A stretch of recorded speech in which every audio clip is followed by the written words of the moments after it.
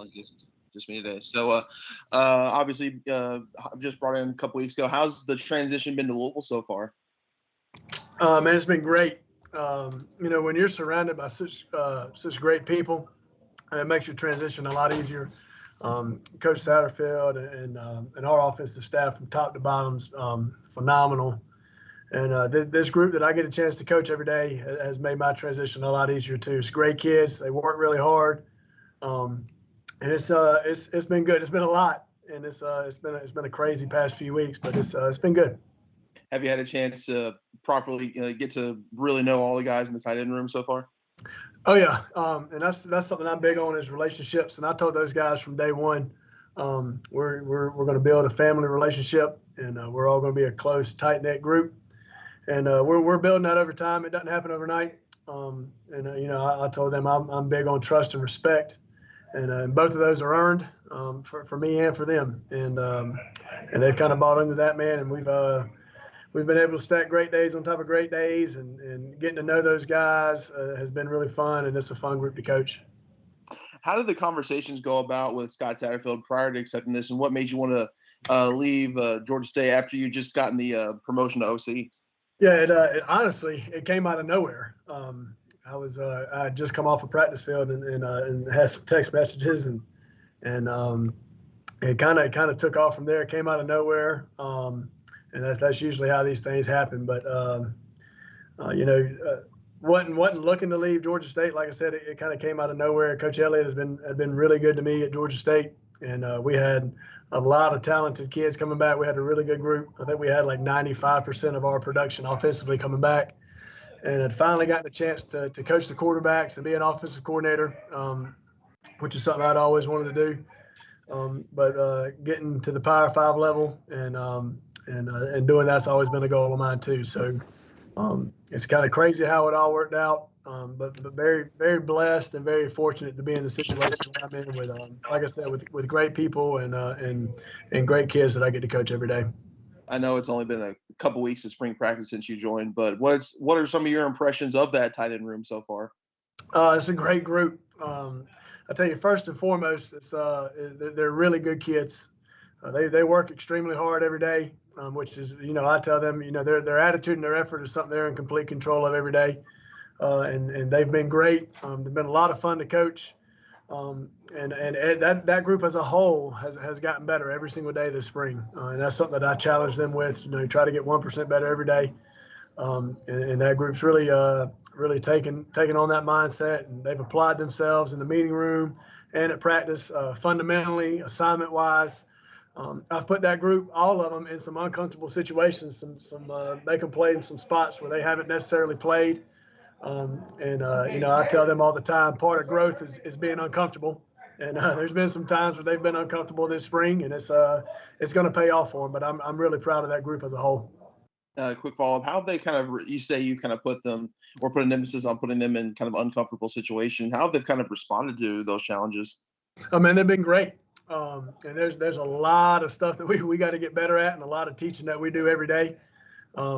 But they've really accepted it, and then they've challenged themselves every day to try to get better at something that they haven't really done a whole lot of. I mean, Isaac Martin's in the slot, playing a lot of slot receiver, doing some stuff on the perimeter. Marshawn's in the box, mixing it up, putting his face on people, stuff that he hadn't done a whole lot of. The same with all those guys. They've really accepted the challenge of going out every day and putting themselves in some positions that they haven't necessarily been in, and they've gotten better. And like I said, part of growth is being uncomfortable. I told them, I said, look, I'm as uncomfortable as you guys are in a brand new offense. So they've been great. They've helped me a lot, and they've taught me probably more than I've taught them. But it's been a lot of fun. Coach, hey, it's Jody Demling with Cardinal Authority. How do you, as far as Marshawn is concerned, when you come in and get a new job, do you go back and watch all the film? You can read things and the coaches can tell you things. I guess, how do you get up to speed on what he can do, and what do you feel like is the next step for him? Yeah, that's coaching the tight end position for the last 5 years at Georgia State. Every week I try to watch a different team or a different player that I've known for a while, And Marshawn's been a high level tight end in this conference for a while. So I knew of him before I got here. And then obviously once you get here, you want to study the film, see what he does really well, so you can put him in positions to be successful. And then I'll obviously take the things that he doesn't do really well and try to work on them and try to hone those skills every day. He's a phenomenal athlete, phenomenal football player. Really good football players make really good football coaches. So he's been so much fun to coach. But he's such a great player, but he wants to be coached. And he comes in every day with a list of questions. Wants to be coached on the little details, the fundamentals, and that's something I tell him all the time. I want him to be a fundamental assassin when he goes on the field, and not just in the pass game and doing stuff on the perimeter, which he's really, really good at, but getting in the box and being a willing blocker, because that's the stuff that's going to pay off for him when he gets ready to go to the next level. That's what people want to see him get in the box and mix it up and be able to do different things in the run game. And we've challenged him. I've challenged him this spring to do a lot of that stuff, and he's really applied himself and gotten better. Coach, you've got a room where a couple of guys last year, Christian and Vic, they redshirted, they sat out. A couple of other guys got limited experience. How I know you've only been here for a month or so, but you've had a lot of practices. How have some of the other guys kind of come on? That group's done great. A lot of those guys have played a decent amount of ball. I mean, when you talk about a guy like Isaac Martin, who's played a good bit of football in some spots, and like I said, he's done really good. I've put him in some uncomfortable spots, trying to get him on the perimeter to do some different things, and he's really accepted that. Francis Sherman's done great, trying to get him to do some different stuff. And I'm really proud of both of those guys. DJ Martin's another kid who's done great. And like I said, put him in some uncomfortable spots, trying to get him to do some different stuff. Has had a really good spring. Josh Lifson's had a really good spring. A kid who's capable of going out and playing some snaps for us and doing a lot of different stuff for us. And then Des Melton's done a great job as well. Mixing it up, inline, sniffer out on the perimeter, doing some different stuff. So like I said, I've tried to get those guys to get more comfortable with the entire offense, not just doing things that they've done in the past, but trying to make them a little bit more multi-dimensional, and trying to get them more used to and more comfortable with playing other positions in this offense, not just being attached or being in the box and being out on the perimeter, trying to get them to kind of do it all. And it's been tough on them and it's been uncomfortable, but they've done a really good job of working hard and having great attitudes every day and really getting better. Josh, kind of building off of that, I know you've only been here for a limited time comparatively to the rest of the other coaches, but what are some of your overall thoughts on this offense and what the tight end room can help it accomplish? Man, offensively, this is probably, and I've been in some pretty good offenses in my time at this level, but this is probably the best offense I've ever been a part of. Man, it's special from top to bottom. And this position group it's a really fun position to play, and it's a fun position to coach because, man, you got everything. You've got all the run game, you've got all the protections, you got all the pass game stuff out on the perimeter. You're involved in everything, so it's a lot on this position, and you got to have a headsy football player who's smart enough to pick everything up and kind of cerebral and with a high football IQ. So it's been really fun. Like I said, we got a phenomenal group of kids that we get to come in and work with every day.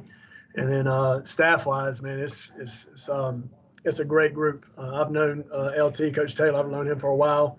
I have an identical twin brother who's a receivers coach at South Carolina. LT was in his wedding.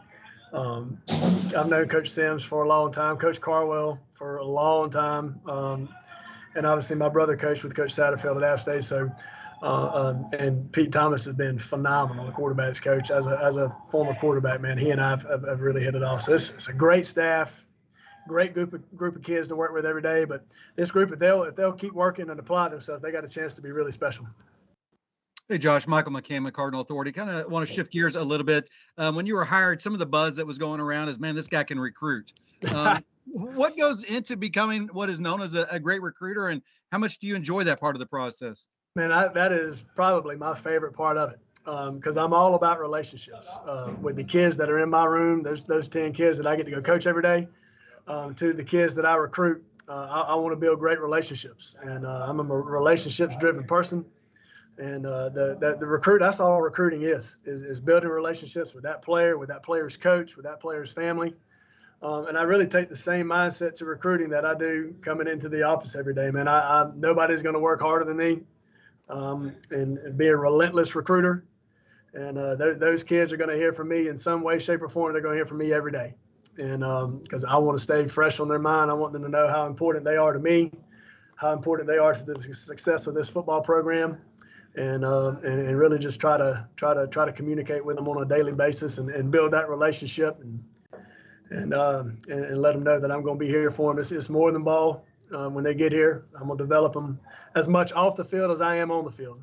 And that's something that I tell our guys all the time, man. If in your time here, if all I do is teach you how to run a route or block or teach you a concept, then I've failed you as a coach. I want to teach you the game of life, man, and so much more to life than ball. Obviously, it's a great vehicle to get you where you want to go. It did the same for me as a player. But really just attack the recruiting, man. I'm big on relationships, so building that relationship, like I said, with that player and his coach and his family, and making them feel important. Josh, I jumped on a minute while you were answering your first question. Okay. Just your first talk with with Coach Satterfield. Obviously, like you said, you had so many connections. I assume that was kind of it. But when you first heard from him, was it something that you automatically wanted to do? Is to make this move? Well, I actually didn't talk to Coach Satterfield until after he had talked to Coach Elliott, because there was a different dynamic in the fact that they were college roommates. And Coach Satterfield thinks the world of Sean Elliott, and it's likewise. I mean, I can't tell you how many Scott Satterfield stories I heard at Georgia State with Sean. So it was kind of a weird dynamic to navigate because we wanted to handle it the right way. I actually didn't talk to him until after he had talked to Sean, and at that point it was kind of here's what we got. What are we going to do? And this is a jump that I've been wanting to make for a while, and challenge myself at this level from a football standpoint, a recruiting standpoint. Is something that I've been excited about, and I've wanted to do for a while. So it was kind of an opportunity I couldn't turn down to be at this level, to be with a guy that I know who's most importantly a phenomenal person and a really good football coach. And then, like I said, being able to surround myself with people that are great people that I want to work with every day is kind of a no-brainer. You guys good? Thank you.